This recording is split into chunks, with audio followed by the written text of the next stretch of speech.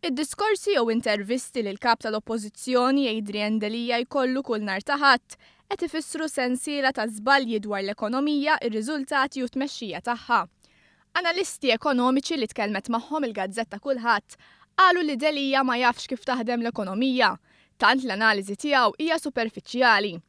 Eżempju konkret ta' dan huwa li l-Ħadd li għadda qal li l-ħaddiema u l-familji qed jaffaċċjaw iktar piżijiet, speċjalment f'żidiet fil-prezz tal-ikel u l-enerġija. Tkażax f'Mejju l-inflazzjoni f'Malta kienet 1.7% u żdiedet b'0.6% fuq l-istess xahar tas-sena li għaddiet.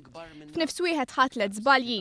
L-ewwel kienet jikkwota l-Harmonized Index of Consumer Prices li fil-fatt jgħidlek li kważi 1%, wieħed mill-0.7% li semmi Adrian Delija huwa dovut għal żieda fil-prezzijiet tal-lukandi.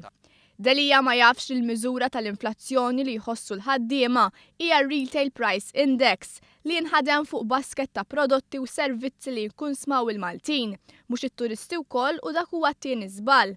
It-tielet fatt li nesa jiċċekkja Adrian Delija qabel tkellem kien li r-rata tal-inflazzjoni bħalissa hija fost l-inqas fl-istorja.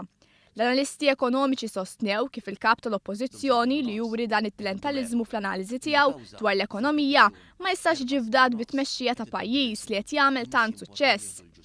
Intant l-iżbalji ma kinux iżolati u deputat laburista Clayton Bartolo kiteb ukoll kif Adrian Delija qaqqas il-fatti bażiċi ma jaf, hekk kif qal li f'Malta hawn 70,000 li qed jgħixu fil-faqar minkejja li għandhom impjieg fiss. Clayton Bartolo spjega kif li kieku jkollna nemmnu din iċ-ċifra ikun ifisser li 38% ta' daw kollha li jaħdmu f'Malta huma foqra. U afakkar kif statistika tal-Eurostat turi li huma biss 5.2% dawk b'diffikultajiet finanzjarji minkejja li jaħdmu.